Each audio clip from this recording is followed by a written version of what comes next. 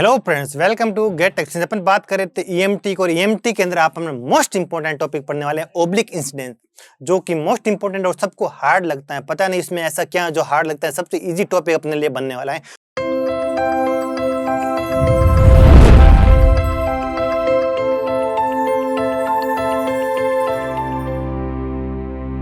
Oblique incidence सबसे most important topic है, question बनता ही बनता है और सबको पता नहीं इसे क्यों डर लगता है। बहुत इजी टॉपिक है, अपन बहुत आराम से समझने वाले हैं। मजाक मजाक में इस टॉपिक को अपन एंड कर लेंगे और सारे क्वेश्चन चुटकियों में बनाएंगे। सबसे इजी चैप्टर है, सबसे इजी टॉपिक है अपन का सेकंड चैप्टर का ओब्लिक इंसिडेंस, और जो कि अपन का लास्ट टॉपिक है। तो अपन आज आप हेडिंग डालो ओब्लिक इंसिडेंस।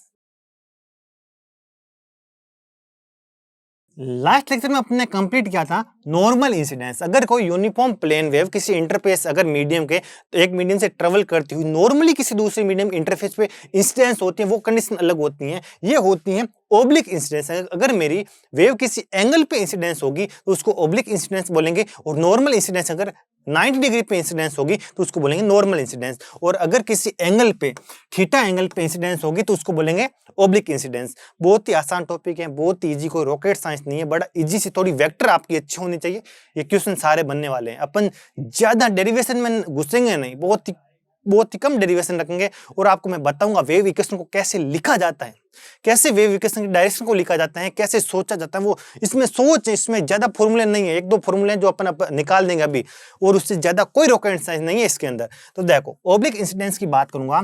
मैंने एज्यूम कर लिया ये मेरा ऊपर वाला मीडियम 1 है, क्या है ये मेरा मीडियम 1 है, और नीचे वाला मेरा मीडियम 2 है, क्या है मीडियम 2 है। और ऐसे कोई एक यूनिफॉर्म प्लेन वेव ट्रेवल करती है, इस पे ओब्लिक इंसिडेंस हो रही है। ऐसे यहाँ पर कोई इंसिडेंस हो रही है, मेरे एट द इंसिडेंस पॉइंट मैंने क्या खींच लिया, नॉर्मल खींच लिया। तो इसका कुछ पार्ट तो इस वेव का यहाँ से रिफ्लेक्ट हो जाएगा, और कुछ पार्ट क्या हो जाएगा, सेकंड मीडियम के अंदर ट्रांसमिट हो जाएगा। आई होप यहाँ तक आपको समझ आ गया। ये आपकी इंसिडेंस वेव है, ये आपकी रिफ्लेक्टेड वेव है, ये आपकी ट्रांसमिटेड वेव है। यानी ये आपकी इंसिडेंट वेव है, ये आपकी रिफ्लेक्टेड है, और ये आपकी ट्रांसमिटेड वेव है। आई होप यहाँ तक आपको समझ आ गया होगा। अगर कोई मेरी एक वेव किसी मीडियम के अंदर किसी एंगल थीटा आई पे इंसिडेंस हो रही है, नॉर्मल नहीं हो रही है, अगर नॉर्मल की अपन बात कर चुके हैं, ये किसी एंगल पे इंसिडेंस हो रही है, ये मेरा मीडियम 1, ये मेरा मीडियम 2, ये इनकी इंटरफेस, इस इंटरफेस पे किसी एंगल थीटा आई पे क्या हो रही है, इंसिडेंस हो रही है। आई होप यहां तक आपको समझ आ गया होगा। तो सबसे फर्स्ट कंसेप्ट क्या बोलते हैं कि इस रिफ्लेक्टेड एंगल की वैल्यू थीटा आई के इक्वल होगी। ये मोस्ट इंपॉर्टेंट कंसेप्ट है, आपको पता होना चाहिए। सबसे फर्स्ट बात है, थीटा आई की वैल्यू हमेशा थीटा आर के इक्वल होगी ही होगी। ये छोटी छोटी चीजें, 4 से 5 फॉर्मूले हैं, फॉर्मूले कुछ नहीं, आपको ये तो पता ही है। ये तो आपने 12th के अंदर भी पढ़ रखा होगा, ऑप्टिक्स पढ़ी तो ऑप्टिक्स में पढ़ा ही होगा। थीटा रिफ्लेक्टेड एंगल हमेशा इंसिडेंट एंगल के इक्वल होते हैं, तो थीटा आई थीटा आर के ऑलवेज इक्वल होता है। और इस एंगल को अगर मैं थीटा टी एज्यूम करता हूँ, कितना transmitted angle theta T assume करता हूं, और इस मीडियम का रिफ्रैक्टिव इंडेक्स की वैल्यू मैं n1 एज्यूम करूंगा, और इस मीडियम की रिफ्रैक्टिव इंडेक्स की वैल्यू n2। ये eta1 eta2 मत सोच लेना, ये n1 n2 है। क्या ये n1, इस मीडियम का रिफ्रैक्टिव इंडेक्स है, क्या है रिफ्रैक्टिव इंडेक्स। और आपको पता है n1 की वैल्यू हमेशा कितनी होती है, वेलोसिटी किसमें, फ्री स्पेस में, अपॉन वेलोसिटी किसमें, medium. Phase velocity in free space upon phase velocity in the medium. तो n1 की वैल्यू कितनी हो जाएगी, c अपॉन v1। आपको पता है फ्री स्पेस के अंदर किसी भी यूनिफॉर्म प्लेन वेव की फेज वेलोसिटी c होती है, और इस मीडियम के अंदर मैंने इस वेव की फेज वेलोसिटी कितनी एज्यूम कर लिए, v1 एज्यूम कर लिए। तो बताओ n2 कितना होगा, n2 होगा फ्री स्पेस एयर मीडियम के लिए उसकी फेज वेलोसिटी अपॉन मीडियम 2 में इसकी फेज वेलोसिटी। आई होप यहां तक आपको समझ आ गया होगा। n1 क्या होता है, n1 को बोलते हैं रिफ्रैक्टिव इंडेक्स, जो कि दो है ना फेज वेलोसिटी का रेशियो होती है। एक होती है phase velocity in the area free space, इन ऊपर फिक्स होता है c ही होगा, नीचे होता है जिस मीडियम का अपन बात कर रहे हैं उस मीडियम में वेव की फेज वेलोसिटी क्या हो जाएगी, v1 हो जाएगी। और सेकंड मीडियम के अंदर वेव की फेज वेलोसिटी कितनी हो जाएगी, v2 हो जाएगी। और आपने 12th के अंदर मोस्ट इंपॉर्टेंट रूल पढ़ा था, जब आपने ऑप्टिक्स पढ़ी थी, तो आपने पढ़ा था अगर थीटा आई पे इंसिडेंस हो रही है और थीटा टी पे ट्रांसमिट हो रही है, तो n1 साइन थीटा आई की value always refractive index of medium 2 into sine theta T के इक्वल होता था या नहीं होता था, बिल्कुल। ये मोस्ट इंपॉर्टेंट रिजल्ट था या नहीं था, बिल्कुल। ये आपको पता होना चाहिए। तो देखो इस रिजल्ट का अपन थोड़ा पोस्टमार्टम करते तो अपन क्या मिलता है, n1 sine theta I equal to n2 sine theta t मिला। आई होप यहां तक आपको सब कुछ समझ में आ चुका होगा। अगर मैं साइन थीटा आई अपॉन साइन थीटा टी की बात करता हूं तो ये कितना हो जाएगा, n2 अपॉन n1 होगा या नहीं होगा, बिल्कुल। और n2 की वैल्यू कितनी होती है, velocity in the free space upon velocity in the medium 2 upon n1 की वैल्यू कितनी होती है, velocity in the free space upon velocity in the medium 1। तो इन कितना हो जाएगा, रेशियो करूंगा तो सी से सी कैंसिल होकर v1 अपॉन v2 होगा या नहीं होगा, बिल्कुल। और आपको पता है अगर मैंने ये एज्यूम करके चलूंगा क्योंकि मेरे दोनों मीडियम कैसे हैं, दोनों मीडियम लॉसलेस मीडियम है। ये भी मेरा मीडियम लॉसलेस है और ये भी मेरा मीडियम कैसा है, लॉसलेस मीडियम है। इन दोनों मीडियम का सिग्मा 1 भी 0 है और सिग्मा 2 भी कितना है, 0 है। ये अपन एज्यूम करके चलेंगे। ये अपन एज्यूम, चाहे एग्जामिनर ने क्वेश्चन में दिया हो चाहे मत दिया हो, अपन ये हमेशा लॉसलेस मीडियम ही एज्यूम करके चलेंगे। आई होप यहां तक आपको समझ में आ गया होगा। अब देखो आपको पता है लॉसलेस मीडियम के अंदर फेज वेलोसिटी कितनी होती है, आपको पता है फेज वेलोसिटी होती है c upon under mu r upon epsilon r, होती है या नहीं होती है, बिल्कुल यही होती है। आपको पता होगा कि किसी भी फेज वेलोसिटी की वैल्यू हमेशा किसी भी लॉसलेस मीडियम के अंदर c upon under mu r epsilon r के इक्वल होते हैं, जो कि अपन ने uniform plane wave through various medium पढ़ा था। तो उसके अंदर मैंने आपको किसी भी एक परफेक्ट डाइलेक्ट्रिक मीडियम या लॉसलेस मीडियम के अंदर फेज वेलोसिटी निकाली थी। एरिया फ्री स्पेस के अंदर फेज वेलोसिटी c होती है और किसी भी परफेक्ट एंड डाइलेक्ट्रिक मीडियम के अंदर c upon under mu r epsilon r होती है। तो अगर मैं ये वैल्यू इधर पुटअप करूंगा तो कितनी आ जाएगी, c से देखो अगर ये वैल्यू अगर इधर पुटअप करूंगा तो कितना आ जाएगा, ऊपर तो आ जाएगा c upon under mu r1 epsilon r1 upon c upon under mu r2 upon epsilon r2 होगा या नहीं होगा, बिल्कुल। और c से c को अगर मैं कैंसिल आउट कर देता हूं और इसको रेशियो को आपस में ऊपर लेके जाऊं तो क्या बचेगा मेरे पास, under of mu r2 epsilon r2 upon under of mu r1 upon epsilon r1। Epsilon r क्या हो गया, रिलेटिव परमिटिविटी, म्यू r क्या हो गया, रिलेटिव परमेएबिलिटी हो गया। आई होप यहां तक आपको समझ में आ गया होगा।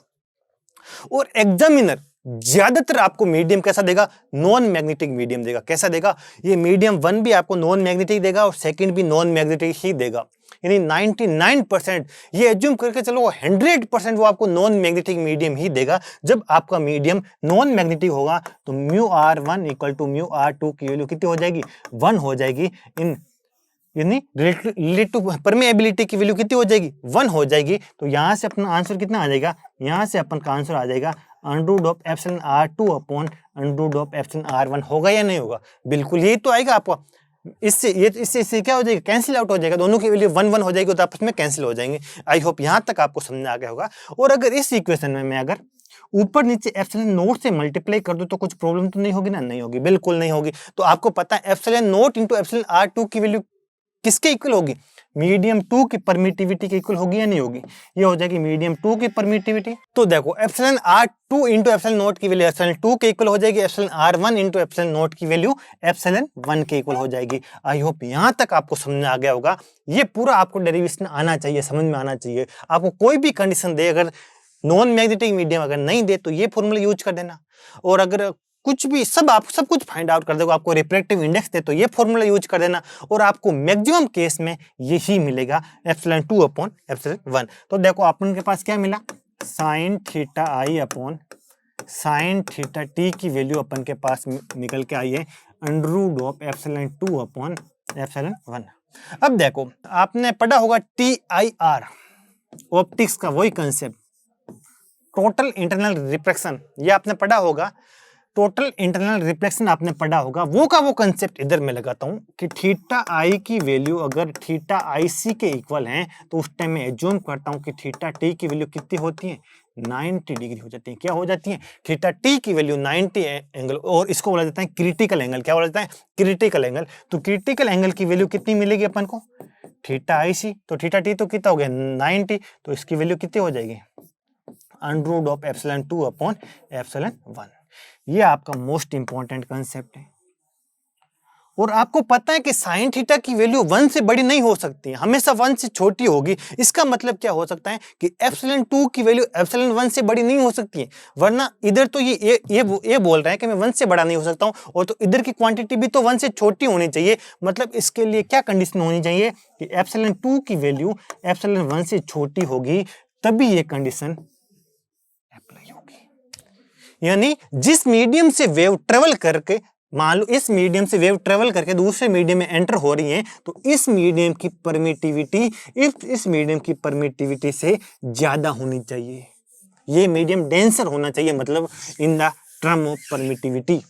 यानी मीडियम 1 की परमिटिविटी, यानी जिस मीडियम से वेव ट्रेवल करती हो, जिस मीडियम के अंदर एंटर कर रही है, तो पहले जिस मीडियम में ट्रेवल कर रही थी उसकी परमिटिविटी जिस मीडियम के अंदर वो एंटर कर रही है, ट्रांसमिट कर रही है, उससे ज्यादा होगा, तभी ये कंडीशन अपनी एप्लीकेबल है। Sine theta i c under root of epsilon upon epsilon 2 upon epsilon 1, और एप्सिलॉन 1 की वैल्यू ऑलवेज एप्सिलॉन 2 से क्या होना चाहिए, ज्यादा होना चाहिए। और अगर मैं इस इंसिडेंस एंगल की वैल्यू थीटा आईसी से ज्यादा रखूंगा, तो मेरा इस केस में कंप्लीट रिफ्लेक्शन होगा, नो ट्रांसमिशन। इस केस में मेरी पूरी की पूरी वेव क्या हो जाएगी, रिफ्लेक्ट होगी, वेव का कोई भी पार्ट ट्रांसमिट नहीं होगा। इस कंडीशन को बोलते हैं कंप्लीट रिफ्लेक्शन नो ट्रांसमिशन। क्या बोलते हैं, complete reflection no transmission. I hope यहां तक आपको समझ में आ गया होगा। यानी आपके ऐसे अगर वेव अगर मतलब इंसिडेंस हो रही है किसी एंगल पे थीटा, और ये एंगल थीटा आई से बड़ा है, तो हमेशा कंप्लीट रिफ्लेक्शन ही होगा, कोई ट्रांसमिट होगी ही नहीं वेव। आई होप यहां तक आपके मोस्ट इंपॉर्टेंट कंसेप्ट हैं, ये आपको समझ में आ गया होगा। यानी आपको अगर पूछे कि कौन से एंगल पे वेव कंप्लीट रिफ्लेक्ट होगी, वेव का कोई भी पार्ट ट्रांसमिट नहीं होगा, तो आप कहोगे अगर मैं वेव का इंसिडेंस एंगल क्रिटिकल एंगल से बड़ा कर दूं तो कंप्लीट रिफ्लेक्शन होगा, नो ट्रांसमिशन होगा। आई होप यहां तक आपको पता चल गया होगा। और साइन थीटा आईसी की value under root of epsilon 2 upon epsilon 1 के इक्वल होती है। यहां से आप थीटा आईसी की वैल्यू फाइंड आउट कर सकते हो। आई होप ये आपका बेसिक होता है, ये तो आपका ऑब्लिक इंसिडेंस का क्या है, बेसिक है, ये आपको पता होना चाहिए। ये पता होना चाहिए ए वाली वैल्यू, और ये वाला इंपॉर्टेंट फॉर्मूला पता होना चाहिए। सेकंड, ये पूरी की पूरी डेरिवेशन आपके दिमाग में होना चाहिए। और थर्ड चीज, ये पता होना चाहिए, ये कंडीशन पता होनी चाहिए, और इसके साथ साथ ये वाली कंडीशन भी आपको पता होनी चाहिए। अब अपन बात करते हैं दो अलग अलग, अब अपन ने पोलराइजेशन की बात तो कर ली, लेकिन ओब्लिक इंसिडेंट के अंदर एक पोलराइजेशन का कंसेप्ट एक और आता है। क्या आता है, ओब्लिक इंसिडेंट का एक और कंडीशन आते हैं। सबसे फर्स्ट केस लेता हूं मैं, पी पोलराइजेशन। क्या बोलता हूं, पी पोलराइजेशन। यहां पर पोलराइजेशन कुछ अलग कंसेप्ट है, वो पीछे अपने पढ़ा था वेव पोलराइजेशन। उसमें तो अपन क्या देखते थे, इलेक्ट्रिक फील्ड का ओरिएंटेशन देखते थे as a function of time. अगर मैं स्पेस के किसी एक फिक्स पॉइंट पे इलेक्ट्रिक फील्ड का ओरिएंटेशन देखूं टाइम के साथ, उसको तो अपन बोलते थे वेव पोलराइजेशन। और ये अपन का ओब्लिक इंसिडेंट के अंदर एक और कंसेप्ट आता है जिसको बोला जाता है पी पोलराइजेशन। क्या बोलते हैं, पी पोलराइजेशन। इसका क्या मतलब होता है, देखो अगर आपकी वेव ट्रेवल होकर ओब्लिक इंसिडेंस हो रही है, वेव के साथ जुड़ी हुई इलेक्ट्रिक फील्ड अगर प्लेन ऑफ इंसिडेंस में आ रही है, जिस देखो ये मान लो, आपको अच्छे से समझना, ये आपको मान लो ये आपका मीडियम 1 है, ये आपका मीडियम 2 है, और यहां पर मान लेता हूं यहां आके कोई वेव क्या हो रही है, इंसिडेंस हो रही है। क्या हो रही है, इंसिडेंट हो रही है। और इसका कुछ पार्ट क्या होगा, रिफ्लेक्ट होगा, कुछ पार्ट क्या होगा, ट्रांसमिट होगा। ये एंगल मैंने एज्यूम कर लिया थीटा आई, तो ये भी थीटा आई होगा, बिल्कुल इक्वल होते हैं। और ये कितना हो जाएगा, थीटा टी। तो ये जो मेरा ब्लैक बोर्ड है ना, ब्लैक बोर्ड, इसको बोला जाता है प्लेन ऑफ इंसिडेंस। क्या बोला जाता है, प्लेन ऑफ इंसिडेंस बोला जाता है। यही प्लेन है, अगर इलेक्ट्रिक फील्ड इस प्लेन के अंदर होगी, ब्लैक बोर्ड के अंदर आएगी, तो उसको बोला जाता है पी पोलराइजेशन। क्या बोलते हैं, पी पोलराइजेशन। और अगर इलेक्ट्रिक फील्ड इस प्लेन के बाहर आ जाएगी, आउट आ जाएगी, तो उसको बोला जाता है एस पोलराइजेशन। क्या बोलते हैं, एस पोलराइजेशन। आई होप यहां तक आपको समझ आ गया होगा। पी पोलराइजेशन किसको बोलते हैं, मान लो ये आपके सामने ये पूरा का पूरा केस है, तो इसको, ये जो अपन प्लेन बना रहा हूं, ये जो ब्लैक बोर्ड है, इसको बोला जाता है प्लेन ऑफ इंसिडेंस बोला जाता है, प्लेन ऑफ इंसिडेंस बोला जाता है। और अगर इलेक्ट्रिक फील्ड इसी प्लेन के अंदर आ जाती है, तो उसको बोला जाता है पी पोलराइजेशन। आई होप यहां तक आपको समझ में आ गया होगा। मतलब इलेक्ट्रिक फील्ड मेरे इसी प्लेन में आएगी, प्लेन की ना तो नॉर्मली आउटवर्ड होगी ना मेरी नॉर्मली इनवर्ड होगी, मेरी इसी प्लेन के अंदर, इसी ब्लैक बोर्ड के अंदर इलेक्ट्रिक फील्ड आनी चाहिए। अगर इलेक्ट्रिक फील्ड इसी प्लेन के अंदर आएगी तो उसको बोला जाता है पी पोलराइजेशन। आई होप यहां तक आपको समझ में आ गया होगा। तो इलेक्ट्रिक फील्ड इसी प्लेन में आनी चाहिए। तो आपको पता है ई क्रॉस एच क्या होता है, वेव प्रोपगेशन की डायरेक्शन होती है। तो इसके साथ जुड़ी हुई इलेक्ट्रिक फील्ड कुछ ऐसी होगी, ये मान लो ई इंसिडेंस है तो आई, फेजर फॉर्म है तो ई आई एस ऐसे होगी। तो मेरे को बताओ मैग्नेटिक फील्ड कैसे होगी, ई क्रॉस एच हमेशा वेव की डायरेक्शन में होना चाहिए। तो अपन की मैग्नेटिक फील्ड कैसे होगी, बाहर की ओर होगी। कैसे होगी, बाहर की ओर। देखो मैग्नेटिक फील्ड इस प्लेन में नहीं आ रही है, लेकिन इलेक्ट्रिक फील्ड इसी प्लेन में आ रही है, प्लेन ऑफ इंसिडेंस में आनी चाहिए। ये देखो इलेक्ट्रिक फील्ड इसी प्लेन के अंदर आ रही है, magnetic field out of plane आ रही है। तो इस कारण अपन इसको बोलते हैं पी पोलराइजेशन। पोलराइजेशन हमेशा इलेक्ट्रिक फील्ड के बारे में बात करेगा, मैग्नेटिक फील्ड के बारे में बात नहीं करेगा। ये बोलेगा अगर magnetic field plane of incidence के अंदर आ रही है तो उसको बोला जाता है पी पोलराइजेशन। ये देखो आ रही है, और यहां पर मैंने एज्यूम करके रखा है कि मेरे इलेक्ट्रिक फील्ड की कुछ ऐसी डायरेक्शन हो रही है। क्या हो रही है, ई आर एस। तो मेरे को बताओ वेव ऐसे ट्रेवल करे तो एच कैसे होगी, एच होगी, एच भी कैसे होगी, नॉर्मली आउटवर्ड ही तो होगी। ये मेरी एच, यहां पर भी एच क्या होगी, नॉर्मली आउटवर्ड। यहां पर भी एच क्या होगी, नॉर्मली आउटवर्ड। यहां मैंने ई आई एस ऐसे एज्यूम करके रखा और यहां मैंने ई आर एस ऐसे एज्यूम करके रखा। आई होप यहां तक आपको समझ आ गया होगा। अब मैं इधर बात करता हूं, तो इधर मैंने इलेक्ट्रिक फील्ड को तो इसी प्लेन में एज्यूम कर दिया। कितना, ये मेरा ट्रांसमिट है तो ई टी एस, और प्लेन ऐसे ट्रेवल करे तो एच कैसे होगा, एच कैसे होगा, नॉर्मली आउटवर्ड ही होगा, तभी तो ई क्रॉस एच आएगा, इस डायरेक्शन में आ जाएगी। तो यहाँ मेरा एच कहीं ऐसा आ जाएगा। कितना आ जाएगा, ये मेरा क्या हो जाएगा, एच टी एस। आई होप यहां तक आपको समझ आ गया होगा। मतलब मैंने एच की डायरेक्शन एक ही एज्यूम कर रखे हैं तीनों वेव के लिए, नॉर्मली आउटवर्ड, इसके लिए भी नॉर्मली आउटवर्ड, और इसके लिए भी नॉर्मली आउट। ये मोस्ट इंपॉर्टेंट कंसेप्ट है। इस बात पे जो भी डेरिवेशन करा रखा हो ना, इसके जो मैं एज्यूम करके रखा हूं वो आपको पता होना चाहिए, क्योंकि तीनों वेव के लिए मैग्नेटिक फील्ड नॉर्मली आउटवर्ड है। क्या है, नॉर्मली आउटवर्ड है। मैग्नेटिक फील्ड की डायरेक्शन यूनिफॉर्म है for incident wave, for reflected wave and for transmitted wave. देखो यहां पर भी आउट ऑफ प्लेन है, नॉर्मली आउटवर्ड है, यहां पर भी नॉर्मली आउटवर्ड है, यहां पर भी नॉर्मली आउटवर्ड है। और यहां देखो ई क्रॉस एच इधर आ जाएगा, यहां ई क्रॉस एच इधर चला जाएगा, यहां ई क्रॉस एच नीचे आ जाएगा। आई होप यहां तक आपको समझ आ गया होगा। आई होप यहां तक आपको समझ आ गया होगा। अब अपन यहां यूज करते हैं बाउंड्री कंडीशन। किसके यूज करेंगे, बाउंड्री कंडीशन। और आपको पता है net electric field in medium 2, medium 2 के अंदर तो एक है, लेकिन मीडियम 1 के अंदर कितनी वेव, 2 वेव। मीडियम 1 के अंदर नेट इलेक्ट्रिक फील्ड ना, उसका टेंजेंशियल कंपोनेंट मीडियम 2 के अंदर जो नेट इलेक्ट्रिक फील्ड है उसके टेंजेंशियल कंपोनेंट के क्या होते हैं, इक्वल होते हैं। ये तो है अपनी बाउंड्री कंडीशन।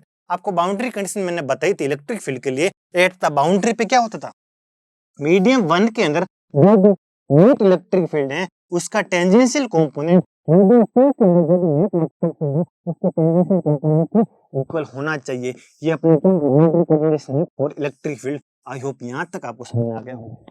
तो मीडियम 1 के अंदर इलेक्ट्रिक फील्ड का टेंजेंशियल कंपोनेंट, टेंजेंशियल किसके, ये जो अपनी क्या इंटरफेस है इसके टेंजेंशियल कंपोनेंट। तो बताओ इसके टेंजेंशियल कंपोनेंट कहीं ऐसा होगा या नहीं होगा। और ये इलेक्ट्रिक फील्ड इसका भी टेंजेंशियल कंपोनेंट कुछ ऐसा होगा या नहीं होगा। और ये इलेक्ट्रिक फील्ड है तो इसका टेंजेंशियल कंपोनेंट कुछ ऐसा होगा या नहीं होगा। बिल्कुल। आई होप यहां तक आपको पता चल गया होगा। इन आई एस का टेंजेंशियल कंपोनेंट, टेंजेंशियल मतलब इसके अलोंग, इसकी टेंजेंट के अलोंग, तो ई आई एस कुछ ऐसा होगा। बिल्कुल। ई आर एस कुछ ऐसा होगा। बिल्कुल। और ई टी एस कुछ ऐसा होगा। बिल्कुल। ये मैंने टेंजेंशियल कंपोनेंट एज्यूम करके रखा है। तो देखो ये एंगल अगर थीटा आई है तो बताओ ये एंगल भी थीटा आई होगा या नहीं होगा। बिल्कुल। देखो ये थीटा आई है तो ये कितना होगा, ये होगा 90 माइनस थीटा आई। और ये क्या बन रहा है, जेड बन रहा है या नहीं बन रहा, ये 90 माइनस आई तो ये भी 90 माइनस आई, और ये नॉर्मल है तो ये कितना हो जाएगा, थीटा आई। आई होप यहां तक आपको समझ में आ गया होगा। ये एंगल थीटा आई है तो ये भी कितना होगा, थीटा आई होगा। और अगर ये एंगल थीटा आई है तो ये भी कितना होगा, थीटा आई होगा। होगा या नहीं होगा? बिल्कुल थीटा आई होगा। आई होप आपको समझ आ गया होगा। देखो क्यों नहीं होगा, देखो आप आराम से समझ सकते हो। देखो ये एंगल कितना है? थीटा आई है, तो ये कितना हो जाएगा? 90 माइनस थीटा आई होगा या नहीं होगा? अगर ऐसे खींचूंगा तो ये एंगल 90, ये थीटा आई, तो ये कितना हो जाएगा? 90 माइनस थीटा आई। और ये पूरा एंगल कितना है? 90, तो ये कितना बचेगा? थीटा आई बचेगा या नहीं बचेगा? बिल्कुल। ये एंगल भी थीटा आई बचेगा, ये एंगल भी थीटा आई बचेगा, और ये एंगल थीटा टी होगा। कितना होगा? ये एंगल मेरा थीटा टी होगा। आप निकाल सकते हो, बड़ी आसानी से आप निकाल सकते हो, इसमें कुछ भी कोई भी रॉकेट साइंस नहीं है। देखो ये एंगल थीटा टी है इसके साथ, तो देखो तो ये एंगल कितना हो जाएगा? 90 माइनस थीटा टी होगा या नहीं होगा? बिल्कुल। तो ये एंगल भी कितना होगा? 90 माइनस थीटा टी। और इलेक्ट्रिक फील्ड इस वेव प्रोपोगेशन क्या है? परपेंडिकुलर, तो ये पूरा एंगल 90 है, 90 माइनस थीटा टी है, तो ये कितना हो जाएगा? थीटा टी होगा या नहीं होगा? बिल्कुल। ये आपको पता होना चाहिए। ये थीटा आई होगा, ये थीटा आई होगा, और ये थीटा टी होगा। आई होप यहां तक आपको समझ आ गया होगा। कुछ नहीं, ये आपका कितना है? ये थीटा आई है, तो ये कितना हो जाएगा? 90 माइनस थीटा आई। और ये 90 माइनस थीटा आई है, तो ये क्या बन रहा है? क्या बन रहा है? बन रहा है ना, तो ये भी कितना हो जाएगा? 90 माइनस थीटा आई। ये 90 माइनस थीटा आई है, तो ई आई एस परपेंडिकुलर है। पूरा एंगल 90, जिसमें से इतना सा 90 माइनस आई, तो ये कितना हो जाएगा? थीटा आई होगा या नहीं होगा? उसी तरीके से ये भी कितना हो जाएगा? थीटा आई होगा। आई होप यहां तक आपको समझ आ गया होगा।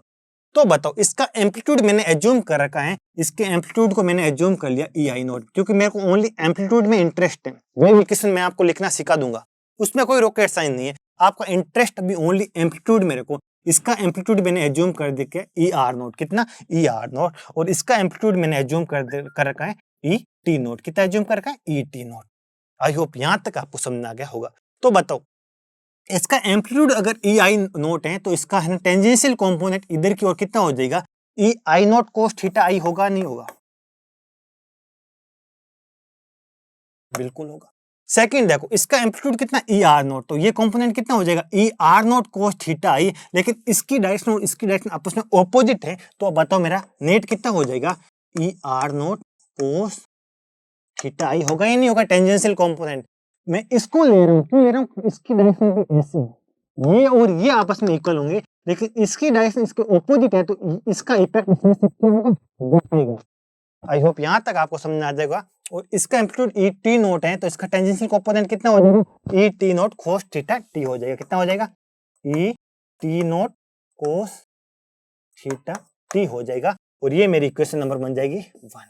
आई होप यहाँ तक आपको समझ आ गया होगा, क्योंकि मेरे को इक्वेशन लिखना तो कुछ है ही नहीं। अगर मेरे मीडियम का प्रोपगेशन कांस्टेंट मिल जाएगा, इंट्रिंसिक इंपीडेंस सब कुछ मिल जाएगा, तो इलेक्ट्रिक और मैग्नेटिक फील्ड की इक्वेशन अपन चुटकियों में लिख जाएंगे। थीटा आई थीटा टी मिल जाएगा, और ये अपन को कोऑर्डिनेट मिल जाएगा, कौन सा एक्स है कौन सा वाई है, तो मैंने बताऊंगा चुटकियों में इक्वेशन लिख सकते हैं। लेकिन मेन चीज है, इनमें रिलेशन अपन को पता होना चाहिए इनके एम्पलीट्यूड के अंदर। तो ये इसका एम्पलीट्यूड मैंने एज्यूम कर रखा है ई आई नोट, और अपन ने एज्यूम कर रखा है दोनों को, दोनों मीडियम कैसे हैं? Lossless medium. और आपके 100% क्वेश्चन जो भी बनेंगे लॉसलेस मीडियम के ही बनेंगे ऑब्लिक इंसिडेंस के अंदर। देखो इसका एम्पलीट्यूड ई आई नोट है, तो इसका टेंजेंशियल कंपोनेंट कितना हो जाएगा? ई आई नोट कोस थीटा आई होगा नहीं होगा? और इसका tangential component E are naught cos theta आई होगा। तो लेकिन अपन का नेट इसका टेंजेंशियल कंपोनेंट और इसका टेंजेंशियल कंपोनेंट को इक्वल रखना है। और इसकी डायरेक्शन कैसे है? ऐसी है, तो यहाँ पर भी मेरा रेफरेंस क्या होगा? ये होगा, न कि ये होगा। और ये इसमें से क्या होगा? सब्ट्रैक्ट होगा, क्योंकि मीडियम 1 के अंदर 2 इलेक्ट्रिक फील्ड एग्जिस्ट कर रही है, एक इंसिडेंस के साथ और एक रिफ्लेक्टेड के साथ। तो E I naught cos theta I minus E are naught cos theta I equal to E T naught cos theta T. I hope यहां तक आपको समझ आ गया होगा। और ये मेरी इक्वेशन नंबर बन गई। और आपको मैंने एज्यूम करके रखा है कि मेरी जो इंटरफेस है ये करंट फ्री है। और जब करंट फ्री इंटरफेस होती हैं, तो आपको पता है, आपने बाउंड्री कंडीशन के अंदर पढ़ रखा होगा, मैग्नेटिक फील्ड इन मीडियम 2 उसका टेंजेंशियल कंपोनेंट भी मैग्नेटिक फील्ड इन मीडियम 1 के टेंजेंशियल कंपोनेंट के इक्वल होगा फॉर करंट फ्री बाउंड्री। अगर मेरी बाउंड्री करंट फ्री है, तो ये भी आपकी बाउंड्री कंडीशन जब मैंने फर्स्ट चैप्टर पढ़ा तो बहुत डिटेल से आपको समझा रखा है। अगर मेरी बाउंड्री करंट फ्री है, तो H2 H1 के ऑलवेज क्या होगी? इक्वल होगी। और मेरे को बताओ इसका एम्पलीट्यूड कितना होगा? एच आई नोट होगा या नहीं होगा? बिल्कुल। और इसका एम्पलीट्यूड कितना होगा? H R note. दोनों की डायरेक्शन क्या है? एक ही है, तो अब क्या होंगे? ऐड होंगे, और ये किसके इक्वल हो जाएंगे? H T note.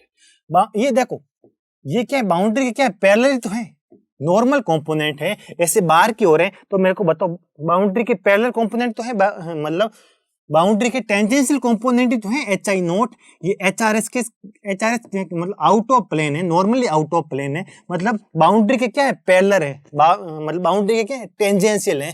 H T note भी कैसे, ये एच टी एस भी कैसे बाउंड्री के टेंजेंशियल है या नहीं है, बिल्कुल। तो देखो मीडियम 1 के अंदर नेट या रिजल्टेंट कितना हो जाएगा, H I naught plus H R naught equal to H T naught, होगा या नहीं होगा, बिल्कुल होगा, क्योंकि इधर भी आपका नॉर्मली आउटवर्ड है, इधर भी आपका नॉर्मली आउटवर्ड है, और ये पूरा का पूरा एच ये टेंजेंशियल है, क्यों है, क्योंकि ये आपको आउटवर्ड है और ये आपके इंटरफेस है, तो इंटरफेस के टेंजेंशियल है, ये आपको पता होना चाहिए। और ये भी आपका कितना है, नॉर्मली आउटवर्ड है, तो इंटरफेस के तो क्या है, टेंजेंशियल है, ये भी आपके इंटरफेस के क्या है, टेंजेंशियल है, तीनों के तीनों टेंजेंशियल कंपोनेंट है। इसके एम्पलीट्यूड को मैंने एज्यूम कर दिया एच आई नोट, इसके एम्पलीट्यूड को मैंने एज्यूम कर दिया एच आर नोट, और इसके एम्पलीट्यूड को मैंने एज्यूम कर दिया एच टी नोट। तो H I naught plus H R naught equal to H T naught के इक्वल होगा, और एच आई नोट की वैल्यू कितनी हो जाएगी, ई आई नोट अपॉन ईटा 1 के होगी या नहीं होगी, बिल्कुल। और इसकी वैल्यू आपको पता है E R naught upon eta 1। जब ई के अंदर अपन ईटा से डिवाइड करते तो अपन को एच आर का मैग्नीट्यूड मिलता है, ये अपन पढ़ चुके हैं पहले। ई टी नोट अपॉन मीडियम 2 है तो ईटा 2 हो जाएगा, बिल्कुल। ये अपनी इक्वेशन कितनी बन गई, इक्वेशन नंबर 2 बन गई। आई होप ये दोनों इक्वेशन आपको समझ में आ चुकी होगी। ये इक्वेशन बन गई 1 और ये इक्वेशन बन गई 2। और अपन का मोस्ट इंपॉर्टेंट, तो आपको कुछ भी समझ में नहीं आ रहा ना तो छोड़ो, ये पता होना चाहिए कि तीनों की तो मैंने मैग्नेटिक फील्ड को नॉर्मली आउटवर्ड एज्यूम करके रखा है in the case of P polarization, ये पता होना चाहिए। आप ये नहीं कि इधर आप बाहर एज्यूम कर दो, इधर आप इन्वर्ट करके इलेक्ट्रिक फील्ड को नीचे ले आओ, ऐसा कुछ नहीं करना है। अपन के जो एजम्पशन है वो फिक्स रहना चाहिए, वरना अपन के फॉर्मूले अलग हो जाएंगे, फॉर्मूले चेंज हो जाएंगे। आई होप यहां तक आपको समझ आ गया होगा। अब मेरे को देखो कितनी इक्वेशन है, एक इक्वेशन ये है और सेकंड इक्वेशन ये है, दो इक्वेशन है। दो इक्वेशन है तो मेरे को मान लो टोपी निकालना है। पी पोलराइजेशन के लिए मेरे को रिफ्लेक्शन कोएफिशिएंट की वैल्यू फाइंड आउट करनी है, मतलब मेरे को E R naught upon E I naught की वैल्यू फाइंड आउट करनी है। आपके पास इक्वेशन कितनी बनी, एक इक्वेशन ये बन गई और एक इक्वेशन ये बन गई। 2 इक्वेशन है और 3 अननोन है। कितने अननोन है, unknown only E I note, E R naught और ई टी नोट है। ऐसे एज्यूम करके चलते हैं ईटा नोट और ईटा 1 और ईटा 2 की वैल्यू तो अपन फाइंड आउट कर सकते हैं मीडियम के लिए, बिल्कुल कर सकते हैं। और ये एज्यूम करके चलो थीटा आई और थीटा टी की वैल्यू भी अपन फाइंड आउट कर सकते हैं फॉर्मूले की मदद से। तो अननोन कितने हैं, ओनली 3 अननोन है, 2 इक्वेशन है, तो अपन किसी भी दो का रेशियो फाइंड आउट कर सकते हैं, तीनों की वैल्यू फाइंड आउट नहीं कर सकते। अगर 3 अननोन है, 2 इक्वेशन, तो अपन उनकी वैल्यू फाइंड आउट नहीं कर सकते, लेकिन उनका रेशियो फाइंड आउट कर सकते हैं। जब मैं इस इक्वेशन 1 और इक्वेशन 2 को अगर सोल्व करूंगा ना, तो अब मेरे को इसकी वैल्यू कितनी मिलेगी, ये आप बड़ी सिंपली आपको याद रखना है। सबसे पहले आपको लेना है कोस थीटा आई, मीडियम 1 है तो थीटा आई माइनस कितना हो जाएगा, कोस थीटा टी अपॉन कितना हो जाएगा, कोस थीटा आई। यहाँ आपको लेना है कोस थीटा टी, और यहाँ आपको कुछ नहीं करना, इधर आपको ईटा 1 से मल्टीप्लाई करना है, ईटा 2 से मल्टीप्लाई, इधर ईटा 1 से और इधर ईटा 2 से। ये आपके रिफ्लेक्शन कोएफिशिएंट की वैल्यू आ जाएगी। ये मोस्ट इंपॉर्टेंट रिजल्ट है, आपको पता होना ही चाहिए। ये आपके रिफ्लेक्शन कोएफिशिएंट की वैल्यू आ गई। ये आपको याद, मतलब एकदम रटे हुए होने चाहिए, कोस theta I minus cos theta T, ईटा 1 ईटा 2। अब देखो ऊपर वाली वैल्यू हमेशा नीचे वाली वैल्यू से क्या होगी, कम हो गई, क्योंकि ये ऊपर सब्ट्रैक्ट हो रहे हैं, ये आपस में ऐड हो रहे हैं। तो आपको पता है रिफ्लेक्शन कोएफिशिएंट की वैल्यू हमेशा क्या कितनी होती है, 0 से 1 के बीच में ही होती है। चाहे वो नॉर्मल इंसिडेंस हो चाहे ऑब्लिक इंसिडेंस हो, वैल्यू हमेशा 0 और 1 के बीच में ही एग्जिस्ट करेगी। आई होप यहां तक आपको समझ आ गया होगा। और अगर मैं ट्रांसमिशन कोएफिशिएंट की बात करता हूं,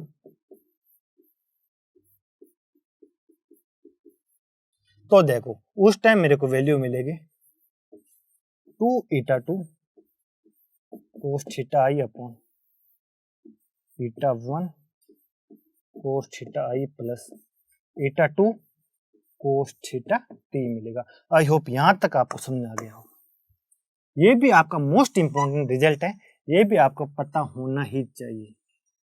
ये भी आपका मोस्ट इंपॉर्टेंट रिजल्ट है और इसको भी आपको पता होना चाहिए। नीचे की वैल्यू तो क्या रहती है, same 𝜃1 cos θi plus 𝜃2 cos θt, और ऊपर क्या हो जाएगी, आप ऐसे एज्यूम कर लो ऊपर उनका एडिशन हो गया 2 हो गया, 2 cos θi है, उसके साथ में 𝜃1 ना होकर 𝜃2 है। ये भी आपको फॉर्मूला याद होना ही चाहिए। आई होप यहां तक आपको समझ आ गया होगा। और अगर मैं यहां से एक इक्वेशन और बनाऊं तो देखो 1 प्लस टोपी कितना हो जाएगा, अगर मैं 1 के साथ ऐड करूंगा तो कितना आ जाएगा, 2 𝜃1 cos θi अपॉन वही तो होगा, ये कितना हो जाएगा इस केस में 2 𝜃1 cos θi upon 𝜃1 cos θi plus 𝜃2 cos θt होगा या नहीं होगा, बिल्कुल यही तो होगा, बिल्कुल। अब देखो अगर मैं इसको 𝜃2 अपॉन 𝜃1 से मल्टीप्लाई कर दूं, ये मेरा 𝜃2 अपॉन 𝜃1, तो 𝜃1 से 𝜃1 कैंसिल हो जाएगा, होगा ही नहीं होगा। अब इधर कितना बचेगा, 2 𝜃2 cos θi upon 𝜃1 cos θi plus 𝜃2 cos θt, ये अपन का किसके इक्वल हो जाएगा, ये अपन के ट्रांसमिशन कोएफिशिएंट के इक्वल होगा या नहीं होगा, बिल्कुल। अब देखो तो 1 प्लस टोपी इंटू 𝜃2 अपॉन 𝜃1 की वैल्यू इसके इक्वल हो जाएगी, और यहां से अगर मैं ये भी कह सकता हूं 1 प्लस टोपी into 𝜃2 upon 𝜃1 equal to transmission coefficient. ये भी आपका फॉर्मूला आपको याद होना चाहिए। ट्रांसमिशन कोएफिशिएंट जब रिफ्लेक्शन कोएफिशिएंट में 1 ऐड करके 𝜃2 अपॉन 𝜃1 करूंगा तो उसके इक्वल हो गई। ये भी आपका मोस्ट इंपॉर्टेंट रिजल्ट है और आपके दिमाग में सेट होना ही चाहिए। आई होप यहां तक आपको समझ में आ गया होगा। ये फॉर्मूला याद होना चाहिए, ये याद होना चाहिए। अब मैं कुछ और बात करता हूँ रिफ्लेक्शन कोएफिशिएंट की, किसकी, रिफ्लेक्शन कोएफिशिएंट की बात करता हूँ। तो आपको पता है इसकी वैल्यू आपको मिलेगी 𝜃1 cos θi minus 𝜃2 cos θt upon कितना मिल जाएगा, अपॉन मिलेगा 𝜃1 cos θi plus 𝜃2 cos θt। अब मैं उस कंडीशन को फाइंड आउट करना चाहता हूं, वहां पर टोपी की वैल्यू कितनी हो जाएगी, 0। जहां टोपी की वैल्यू 0 होगी उस इंसिडेंस एंगल को अपन बोलते हैं ब्रूस्टर एंगल। क्या बोलते हैं उसको, बोला जाता है ब्रूस्टर एंगल। क्या बोलते हैं, ब्रूस्टर एंगल। और इसकी वैल्यू मैं फाइंड आउट करने की कोशिश करूंगा, किसकी, इसकी। अगर ब्रूस्टर एंगल की वैल्यू फाइंड आउट करने की कोशिश करूंगा तो एक डेरिवेशन है, उसका करने का कोई सिग्निफिकेंस नहीं है। मैं n1 cos θ equal to n2 cos θe कर दूंगा, इसकी वैल्यू 0 के इक्वल पुट अप करूंगा, और फिर वो first equation n1 cos θ equal to n2 cos θt use करूंगा, और यूज करके for a lossless and non magnetic medium के लिए अगर ब्रूस्टर एंगल की वैल्यू फाइंड आउट करूंगा, किसके लिए, for lossless and non magnetic medium. कैसे medium, for lossless and non magnetic medium के लिए ब्रूस्टर एंगल की वैल्यू फाइंड आउट करूंगा तो उसकी वैल्यू कुछ ऐसे मिलेगी, θib की वैल्यू मिलेगी √ऑफ ε2 अपॉन ε। ये आपको पता होना चाहिए। आपको पता है क्रिटिकल एंगल का साइन इसके इक्वल होता था और ब्रूस्टर एंगल का tan इसके इक्वल होता है। और ये आपका मीडियम कैसा होना चाहिए, लॉसलेस एंड नॉन मैग्नेटिक आपका मीडियम है, तो ये आपका ब्रूस्टर एंगल किसके इक्वल हो जाएगा। और इस एंगल पे अगर मेरी वेव इंसिडेंस हो रही है तो यहाँ पर कंप्लीट क्या होगा, कंप्लीट ट्रांसमिशन होगा, नो रिफ्लेक्शन होगा। इस केस में क्या होगा, कंप्लीट ट्रांसमिशन होगा, नो रिफ्लेक्शन होगा। आई होप यहां तक आपको समझ आ गया होगा। ये अपन एक पढ़ा था क्रिटिकल एंगल और एक अपने पढ़ा था ब्रूस्टर एंगल। यहां पर क्या होगा, यहां पर नो ट्रांसमिशन कंप्लीट रिफ्लेक्शन का केस होगा। यहां पर क्या होगा, नो रिफ्लेक्शन कंप्लीट ट्रांसमिशन होगा या नहीं होगा, बिल्कुल। ये आपको पता होना चाहिए फर्स्ट केस। ये कब अकर होता है, जब थीटा की वैल्यू θic के इक्वल या बराबर हो। इन सारे केसेस के लिए एप्लीकेबल है। ये ओनली एक ही एंगल होगा, वो ब्रूस्टर एंगल होगा, उसके लिए ही एप्लीकेबल है और किसी एंगल के लिए एप्लीकेबल नहीं है। इसके लिए कंडीशन क्या होनी चाहिए, मीडियम 1 की परमिटिविटी मीडियम 2 से ज्यादा होनी चाहिए, तभी ये अकर हो सकती है। इसके लिए ऐसी कोई कंडीशन नहीं है, लेकिन ये ओनली फॉर पी पोलराइजेशन में ही एग्जिस्ट है। एस पोलराइजेशन में ऐसी कोई कंडीशन नहीं बनती है। आपको ब्रूस्टर एंगल आप फाइंड आउट करने की कोशिश करोगे तो आपको कोई आंसर नहीं मिलेगा, आई होप उसका कोई आपको सॉल्यूशन नहीं मिलेगा। तो आपको ब्रूस्टर एंगल वाली condition only for P polarization में ही पॉसिबल है, और ये आपके लिए कोई भी पोलराइजेशन हो, चाहे पी हो चाहे एस हो, उससे कोई फर्क नहीं पड़ेगा। इसके लिए मीडियम ε1 ε2 से क्या होना चाहिए, ज्यादा होना चाहिए। आई होप यहां तक आपको समझ आ गया होगा। तो ये अपना होता है पी पोलराइजेशन कंप्लीट। अब मैं बात करता हूं एस पोलराइजेशन किसकी। एस पोलराइजेशन की बात करूंगा तो आपको सिंपली क्या हो जाएगा, ये मान लो मेरा यहां से मान लो कोई मेरी वेव इंसिडेंट हो रही है। एस का मतलब क्या हो गया, मेरा इलेक्ट्रिक फील्ड है ना प्लेन ऑफ इंसिडेंस में होना ही नहीं चाहिए। ये अगर थीटा आई है तो ये भी कितना होगा, थीटा आई होगा, और ये कितना हो जाएगा, थीटा टी होगा या नहीं होगा, बिल्कुल ये थीटा टी हो जाएगा। तो इलेक्ट्रिक फील्ड इस केस में मेरी कैसे होनी चाहिए, आउट ऑफ प्लेन होनी चाहिए। ये मेरी electric field out of plane ही होनी चाहिए, और तीनों जगह मैंने एज्यूम कर लिया नॉर्मली आउटवर्ड। तो इलेक्ट्रिक फील्ड अगर मेरी नॉर्मली आउटवर्ड है तो बताओ मैग्नेटिक फील्ड किधर होनी चाहिए, इधर ही तो होनी चाहिए। तभी तो ई क्रॉस एच क्या आ जाएगा, वेव प्रोपगेशन की तो डायरेक्शन तभी तो मिलेगी, बिल्कुल। अभी ये आउटवर्ड है तो मेरे को बताओ ऐसे ही तो होनी। देखो अब बताओ आपके राइट हैंड की मदद से अगर इलेक्ट्रिक फील्ड बाहर की ओर है तो बताओ मेरे को मैग्नेटिक फील्ड किधर होगी, इधर होगी या नहीं होगी। ये मेरी क्या कितनी हो जाएगी, ये ई आई एस हो जाएगा, ये एच आई एस होगा या नहीं होगा, बिल्कुल। और यहाँ अगर मेरी बाहर की ओर है तो देखो अब होगी किधर, ये तो किधर है, बाहर की ओर है, तो मेरे को बताओ मैग्नेटिक फील्ड किधर हो जाएगी, ये आपका ई टी एस है, तो एच टी एस कहीं इधर होगी या नहीं होगी, बिल्कुल। ये आपको पता होना चाहिए। अब बताओ ये तीनों के तीनों इलेक्ट्रिक फील्ड क्या है, टेंजेंशियल इसके है ना, इस सरफेस के टेंजेंशियल तो है।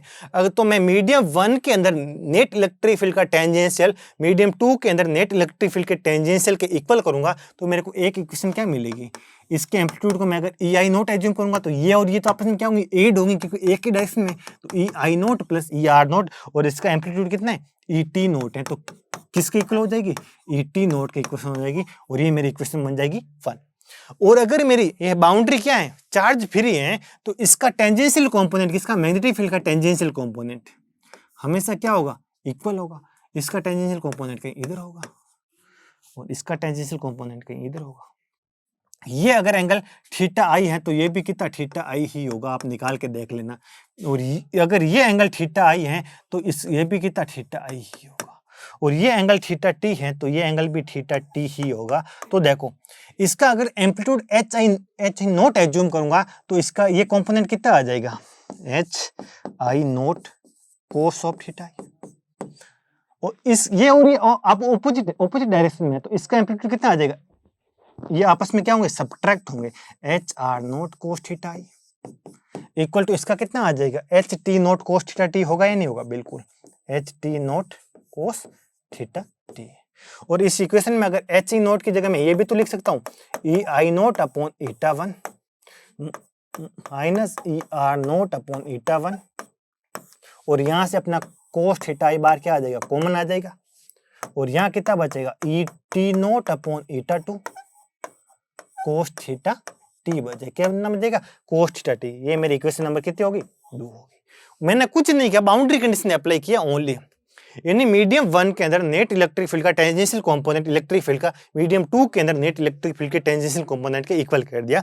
मीडियम 2 के अंदर इलेक्ट्रिक फील्ड का एक ही कंपोनेंट है जो कि सरफेस के टेंजेंशियल है, उसका मैग्नीट्यूड की वैल्यू 18 नोट है तो 18 नोट आ गया। मीडियम 1 के अंदर इलेक्ट्रिक फील्ड कितनी है, 2 इलेक्ट्रिक फील्ड एग्जिस्ट कर रही है, एक इसके साथ एक रिफ्लेक्टेड के साथ। इसका एम्पलीट्यूड मैंने ई आर नोट एज्यूम कर लिया, इसका ई आई नोट एज्यूम कर लिया, तो E I naught plus E are naught, क्योंकि एक ही डायरेक्शन में तो ऐड होगी। और देखो अगर मेरी सरफेस अगर करंट फ्री है तो मैग्नेटिक फील्ड का टेंजेंशियल कंपोनेंट भी आपस में क्या होंगे, इक्वल होने चाहिए। तो ये अगर आपका एच आई एस है तो इसका टेंजेंशियल कंपोनेंट कुछ ऐसा होगा, ये अगर एच आर एस है तो इसका इस सरफेस के टेंजेंशियल कंपोनेंट क्या होगा, यही तो होगा। और इस सरफेस के टेंजेंशियल कंपोनेंट ये एच टी नोट हो जाएगा। तो ये देखो एच आई नोट कितना हो जाएगा, H I naught cos theta I, और ये आपस में ऑपोजिट डायरेक्शन में, तो ये इससे सब्ट्रैक्ट होगा। और मेरा रेफरेंस ये क्यों होगा, क्योंकि ये इसके इक्वल होना है, यही तो है, ये इस डायरेक्शन की तो इक्वल होगा, तो ये मेरा रेफरेंस होगा। तो H I naught cos theta I minus H R naught cos theta I equal to H T naught cos theta T. ये मेरी इक्वेशन नंबर बन गई 2, और ये मेरी इक्वेशन नंबर 1। 3 अननोन है, तीनों में से किसी भी 2 का रेशियो अपन फाइंड आउट कर सकते हैं। आपको अगर एस पोलराइजेशन के लिए रिफ्लेक्शन कोएफिशिएंट की वैल्यू पूछे तो आपको कुछ नहीं करना, वो का वो formula cos theta I minus cos theta T upon कितना आ जाएगा, cos theta I plus cos theta T, और यहाँ आ जाएगा आपका ईटा 2, यहाँ आ जाएगा ईटा 1, यहाँ आ जाएगा ईटा 2, यहाँ आ जाएगा ईटा 1, और आपका सिंपल सा 2s कितना हो जाएगा 2 ईटा 2 कोस थीटा आई, यानी और eta 2 cos theta I plus eta 1 cos theta T, मतलब 2s की वैल्यू किसके इक्वल हो जाएगी 1 प्लस रिफ्लेक्शन कोएफिशिएंट के इक्वल हो जाएगी। ये भी फॉर्मूले दोनों मोस्ट इंपॉर्टेंट है, आपको पता होने ही चाहिए, दिमाग में सेट होने ही चाहिए दोनों के दोनों फॉर्मूले। और अगर आपको एक और फॉर्मूला बता दूं, एक ये है अपन का पी पोलराइजेशन, ये आपका एस पोलराइजेशन। पी पोलराइजेशन के लिए एक मोस्ट इंपॉर्टेंट रिफ्लेक्शन कोएफिशिएंट का फॉर्मूला आपको पता होना चाहिए, इसकी वैल्यू होती है tan theta I minus theta T. जब आपको थीटा आई और थीटा टी की वैल्यू पता है तो सबसे सिंपलेस्ट फॉर्मूला यही है for lossless and non magnetic medium के लिए, ये फॉर्मूला आपको याद रखना होना चाहिए, और 100% आपको medium lossless and non magnetic ही देगा। और यहाँ पर कितना हो जाएगा, यहाँ पर आपका साइन, यहाँ थीटा टी माइनस थीटा आई होगा, कितना होगा theta T minus theta I upon sine theta T plus theta I की। आई होप यहाँ तक आपको समझ आ गया होगा। और ये मोस्ट इंपॉर्टेंट फॉर्मूलेज हैं, क्या है मोस्ट इंपॉर्टेंट फॉर्मूले हैं। और आपको पता है अगर आपको ट्रांसमिशन कोएफिशिएंट चाहिए तो आपको इस s के लिए तो सिंपली क्या कर देना है 1 प्लस 2s कर देना है, और इधर आपको अगर ट्रांसमिशन कोएफिशिएंट चाहिए तो आपको ts क्या करना है टी है ट्रांसमिशन कोएफिशिएंट फॉर टी कितना हो जाएगा 1 प्लस 2p, और यहाँ कितना आ जाएगा आपने अभी फाइंड आउट किया ही है। ये वाला फॉर्मूला मोस्ट इंपॉर्टेंट है और आपको पता होना चाहिए। Transmission coefficient for p equal to 1 plus transmission, देखो ये ट्रांसमिशन 1 प्लस रिफ्लेक्शन और ईटा 2 अपॉन ईटा 1 से मल्टीप्लाई करना पड़ेगा। किससे मल्टीप्लाई करना पड़ेगा ईटा 2 अपॉन ईटा 1 से, यहाँ ईटा 2 अपॉन ईटा 1 आ जाएगा। आई होप यहाँ तक आपको समझ आ गया।